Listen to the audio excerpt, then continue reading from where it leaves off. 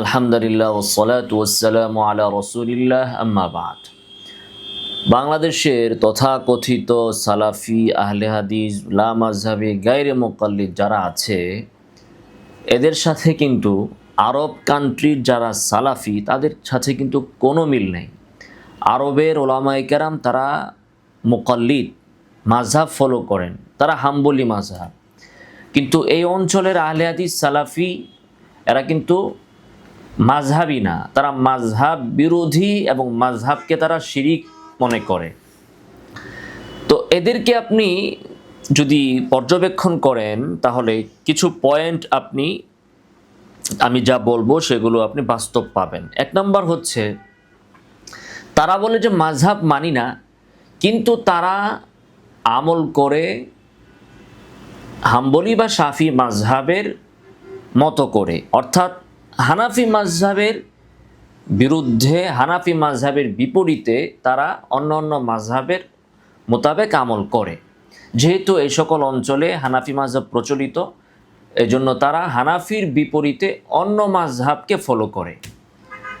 2 নম্বর point হচ্ছে, যদি কোনো ক্ষেত্রে তারা দেখে যে এই মাসআলাতে হাম্বলি, শাফি, মালিকি তারাও হানাফির সাথে একমত, সৌদির শায়েখ আলেমরা তারাও একমত, সেক্ষেত্রে তারা যেটা করে সেটা হচ্ছে, তাদের নীতি হচ্ছে যে হানাফির সাথে মিলা যাবে না। এই জন্য সেক্ষেত্রে তারা সমস্ত মাযহাবের লাথি মাইরা তারা ভিন্ন একটি পদ্ধতি আবিষ্কার করে। এর কিছু বিশ্লেষণ আজকে আমি করব ইনশাআল্লাহুল আজিজ। ব্রিটিশদের স্বার্থে তারা যখন এই অঞ্চলে, ভারতীয় উপমহাদেশে এ ধরনের একটি মত এবং মতবাদ এবং দল আবিষ্কার করলো, তৈরি করলো, সৃষ্টি করলো, তখন প্রশ্ন দেখা দিল যে এরা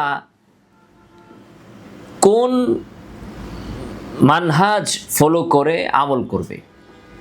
কারণ আমরা যত আমলই দেখি, রফুল্লাদিন করা না করা, আমি নাচতে জোরে নাবির নিচে উপরে হাত বাঁধা, ঈদের নামাজে 12 তাকবীর 6 তাকবীর, এই সবই কিন্তু হাদিসে আছে।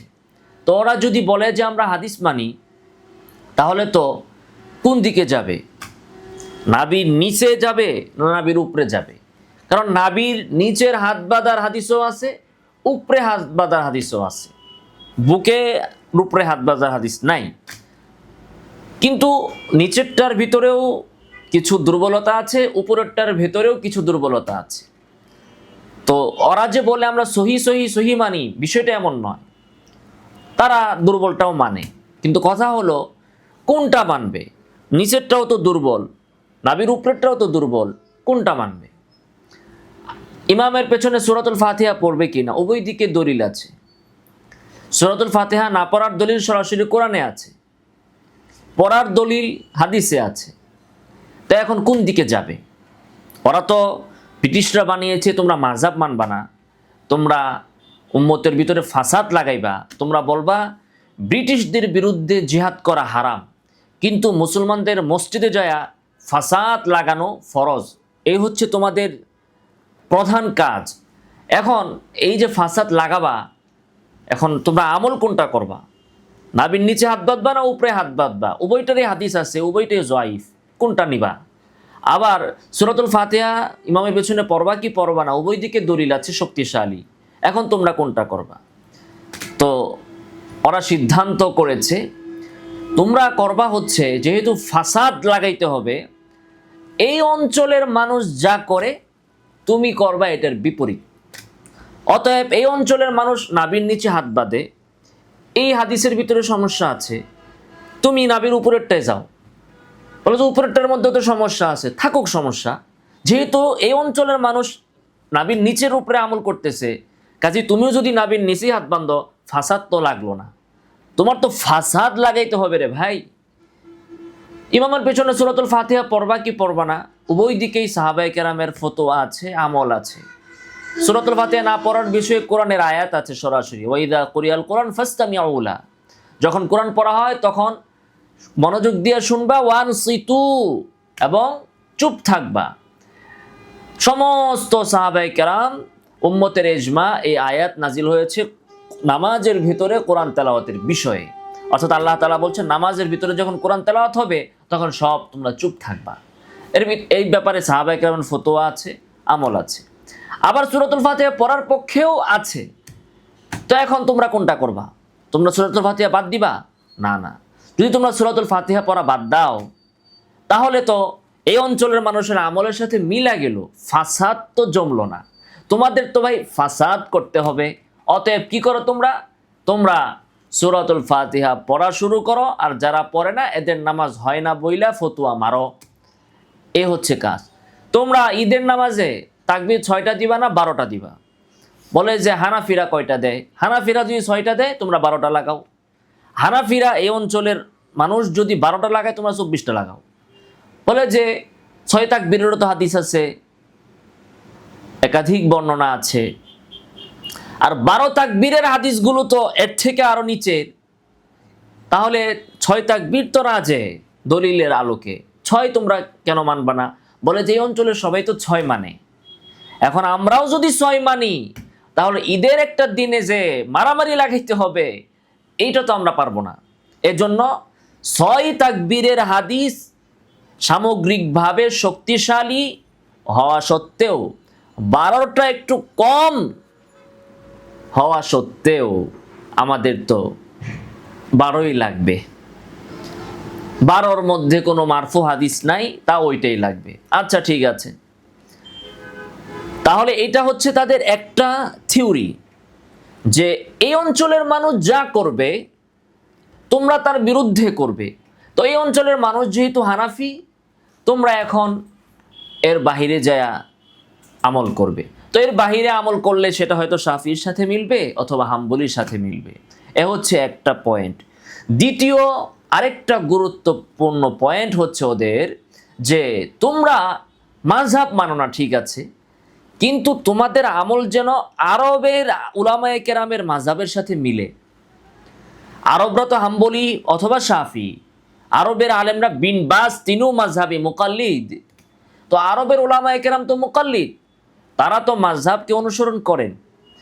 তো তোমরা এখানে বলবা মাযহাব মানি না, কিন্তু তোমাদের আমলটা আবার এমন করবা যে আরবে গেলে তারা তোমার মনের খবর জিজ্ঞাসা করবে না যে তুমি মাযহাব মানো কি মানো না, কিন্তু তোমার আমলটা যেন দেখতে তাদের মতো মিলে। কাজে আরবে তারা যখন রফুলের দিন করবে তো তুমিও যে রফুলের দিন শুরু করবা। তারা রফুলের দিন করতেছে কোনো একটা মাযহাবের ভেতরে থেকে, আর তুমি তো করতেছো মাযহাবের বিরোধিতা করতে, যে সেটা তো আর দেখা যাবে না। দেখতে তো সেম সেম, রফুলিয়া দিন, আমিন জুড়ে, হ্যাঁ দেখতে সেম সেম। কাজেই এটার সুবিধা হচ্ছে এই সুবাদে আরব থেকে কিছু ডলার তোমরা পাবে, আরবের সহানুভূতি তোমরা পাবে। কাজে তোমাদের লাভ হইল, একদিকে এই অঞ্চলের মানুষের সাথে বিরোধিতা করে ফাসাদটাও ভালো করে গরম করা গেল, ফাসাদের বাজার গরম, হাঙ্গামা একটা লাগাইতে পারলা। পরে মুসলমানেরা ইহুদি নাসারা খ্রিস্টান তারপরে ব্রিটিশ তাদের সাথে লড়াই আর যুদ্ধ করবে কি? নিজের মসজিদের ভিতরে মুসলমানরা লড়াই নিয়ে পইরা থাকবে, নিজেদের মসজিদের ভিতরে আমিন আসতে না জুড়ে কেরাত হবে কি হবে না ইমামের পেছনে, তারপরে হাত নাভির নিচে বাঁধবা না মাথার উপরে বাঁধবা, তারপরে নামাজের ভিতরে পাও কতটুকু জায়গায় দিবা, এইটা নিয়েই তোমরা সারা জীবন লেগে থাকবো মুসলমানেরা, আমাদেরকে ধরার তো আর সুযোগই পাবে না। কাজেই ফাসাদ তো সৃষ্টি করতে হবে, এটাও হয়ে গেল। আবার দেখো আরবদের সাথে মিললো, যেহেতু আরবরা মাযহাব মাইনা করতেছে, তুমি মাযহাব না মাইনা করো, সেটা তো আর তারা তোমার মনের খবর জানে না। হ্যাঁ, তুমি তো আরবিও জানো না, যাদের বুঝাইবা, তুমি যাই খালি ওর লগে দাঁড়ায় এসে দিবা পাও, ওরা মনে করবে বাহ এরা তো আমার মাযহাবের লোক। ফলে কিছুটা সহানুভূতি, সুযোগ সুবিধা এবং ওই সহজেই মদিনা ইউনিভার্সিটিতে একটু ঘোরাফেরা করার এবং বাংলাদেশে এসে মাদানি লাগায়া একটা লাল রুমাল পেঁচায়া শায়েক সাজার একটা সুবিধা কিন্তু তোমরা পাবে। কাজেই এই পথ তাদেরকে দেখাইয়া দেওয়া হইল। তো এরপরে প্রশ্ন আসলো, যে সকল মাসালায় হানাফি শাফি হাম্বলি সবাই মিলা যায়, সেখানে আমরা কি করব? সেখানে যদি আমরা শাফি মানি হাম্বলি মানি বা তাদের মত অনুযায়ী আমল করি তাহলে তো ফাসাদ হইল না। যেমন তারাবির নামাজ, সমস্ত সালাফ, সমস্ত মাযহাব, সমস্ত আলেমরা বলছেন যে এটা 8 রাকাতের বেশি, মিনিমাম 20, এর উপরে ইমাম মালিক আরও বেশিও বলেন। এবং Mecca Medina, Mecca মুকাররমা, Medina Munawwara, সেখানেও 20 প্রচলিত ছিল এই করোনার আগ পর্যন্ত। তো সেক্ষেত্রে তোমরা কি করবে? সেক্ষেত্রে তো সৌদির সাথে বিরোধী হয়ে যায়, অন্য মাযহাবের সাথেও বিরোধী হয়ে যায়, সমস্ত আলেমদের সাথে, সালাফদের সাথে বিরোধী হয়ে যায়। তখন কি করবে তোমরা? বলে যে তখনও তোমরা প্রয়োজনে সব মাযহাবের লাথি মারো, প্রয়োজনে মক্কা মদিনার আমলও এক্ষেত্রে বাদ দাও, তারপরও এই অঞ্চলের আলেমদের বিরোধিতা তো তোমাকে করতে হবে।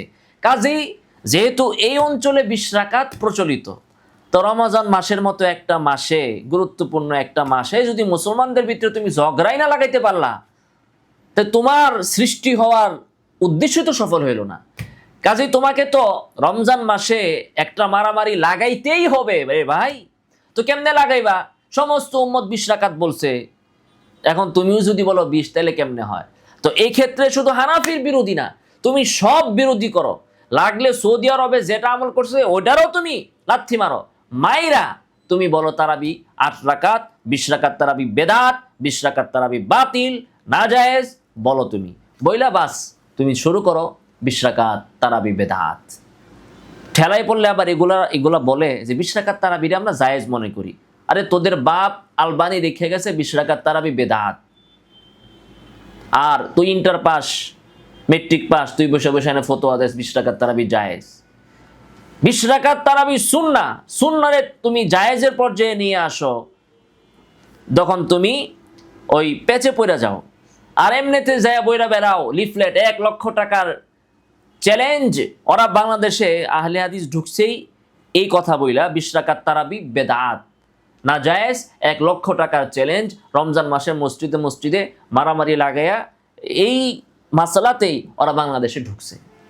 তো এই হচ্ছে ওদের দ্বিতীয় আরেকটা পয়েন্ট, যে যেখানে দেখবা সবাই এক, এমনকি সৌদিও এক, সেইখানে তুমি লাগলে সবার বিরোধিতা করো, তারপরও হানাফির সাথে কিন্তু তোমাকে একমত হওয়া যাবে না। হানাফির বিরোধিতা, হানাফি মাযহাবের বিরোধিতা এই অঞ্চলে যেটা চলতেছে এটার বিরুদ্ধে তোমাকে করতেই হবে। তারপরে 3 তালাকের মাসালায় সমস্ত সালাফ, খালাফ, 4 ইমাম, সকল মুহাদ্দিস, মুফাসসির সবাই একমত, এক মজলিসে 3 তালাক, 3 তালাকই হবে। এক মজলিসে 3 তালাক দিলে 3 তালাকই হবে। এটা একটা গুরুত্বপূর্ণ পয়েন্ট। সবাই এখানে একমত হয়েছে মানুষের পারিবারিক বিষয়, হালাল হারামের বিষয়, সংসারের বিষয়। তো এই জায়গায় তোমার তো বিরোধিতা করতেই হবে, কারোর সাথে মিলে নাই, না মিলুক, 4 মাযহাবের বিরুদ্ধে তুমি যাও, তারপরও এখানে হানাফিতে তোমার বিরোধিতা কিন্তু করাই লাগবে। তারপরে নামাজের ভিতরে পা চাগাইয়া দাঁড়াও। পৃথিবীতে এমন কোনো হাদিস দেখাইতে পারবে না যে আল্লাহ রাসূল বলছেন নামাজের ভিতরে পা চাগায় এক পায়ের সাথে আরেক পা লাগাইয়া দাঁড়াও, এরকম বেয়াদবি। হ্যাঁ, নামাজের ভিতরে বাপ ছেলে এক লগে দাঁড়াইছে, তো ছেলে পাও দিয়ে বাপেরে ঠেলবে, বা উস্তাদ আর ছাত্র একসাথে দাঁড়াইছে, নামাজের ভিতরে ছাত্র পাও দিয়ে উস্তাদরে ঠেলবে। হ্যাঁ, এই ধরনের বেয়াদবি ইসলাম শিক্ষা দেয়? এগুলো কোনো ইসলামের ভিতরে নাই, আল্লাহ রাসূলের কোনো হাদিস নাই। হযরতে ওমর, উসমান, আলী ওনারা বলেছেন পা চাগাইয়া দাঁড়াও, উদ্বুদ্ধ করেছেন, কোনো হাদিস নাই, একটা হাদিসও তারা দেখাতে পারবে না। এবং 4 মাযহাবের ভিতরে কোনো ইমাম বলে নাই, ইতিপূর্বে কোনো সালাফ বলে নাই যে এভাবে পায়ের সাথে পা মিলিয়ে দাঁড়ানো মুস্তাহাব, সুন্নাহ ইত্যাদি ইত্যাদি। ওরা এই হাদিসকে অপব্যাখ্যা করে, ভুল ব্যাখ্যা করে, ওদের মূর্খতাকে জাতির উপর চাপিয়ে দিয়ে ওরা সমাজকে, জাতিকে বিভ্রান্ত করেছে। আল্লাহ তাআলা এই ফাত্তানদের হাত থেকে আমাদেরকে হেফাজত করুন। আমিন ওয়া আখিরু দাওয়ানা আলহামদুলিল্লাহি রাব্বিল আলামিন।